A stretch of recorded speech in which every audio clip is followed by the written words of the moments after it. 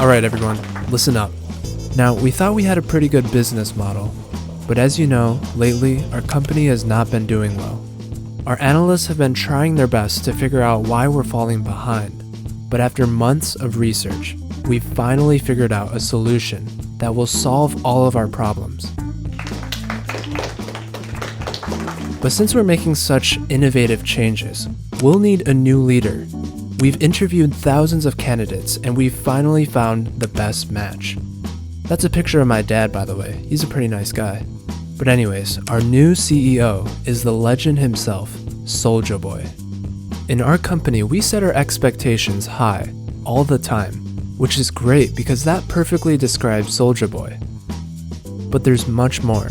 He's passionate and has a great sense for business. Let's take a closer look at why he's a great fit for us. Flashback to 2005. Compared to the modern day, the world was a lot more pixelated back then.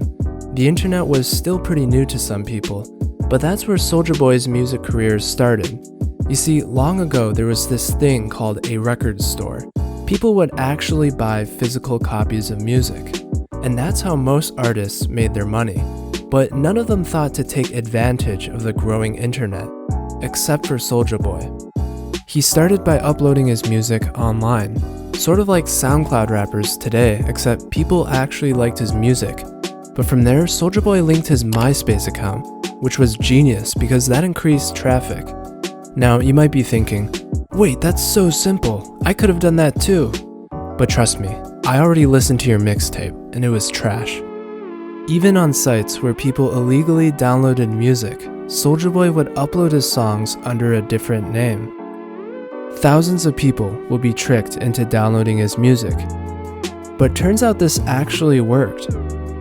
Even though he was already successful, his most genius play was creating a YouTube channel. In fact, Soulja Boy was the first artist on YouTube. It seems pretty unbelievable given how popular the site is today. But remember, back in 2006, people actually had social lives. So even though the audience on YouTube was small, that didn't stop Soulja Boy. He started uploading dance videos for his music. Eventually, other people started joining in.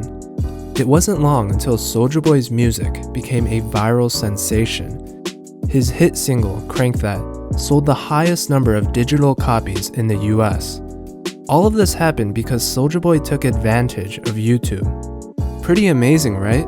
I mean, I can't even upload a video without it getting demonetized. But anyways, things get really interesting when we look at his career outside of music.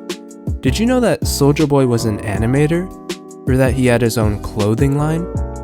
I wonder if he ever had any free time to relax. Probably when he was locked up in jail. But out of everything, Soulja Boy's most brilliant idea was the Soulja Game Console. And it wasn't just any console. According to him, each product was pre-installed with hundreds of games, including popular titles from companies like Nintendo. Of course, some people were suspicious because a lot of these games were unlicensed, but Soulja Boy kindly reassured his fans that everything was legal, until it wasn't. Turns out that his console was just a direct copy of a Chinese emulator, but twice as expensive. Nintendo also filed a lawsuit against Soulja Boy, which forced him to take his products down. But here's the interesting part. The console was such a meme that people actually bought it. In the end, Soulja Boy probably made millions from this. And just to top it all off, earlier this year, Soulja Boy invested in a soap company.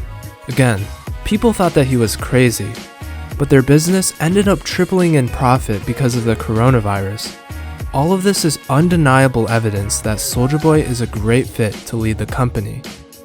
And with that being said, I'm out of here. Screw this place and screw all of you.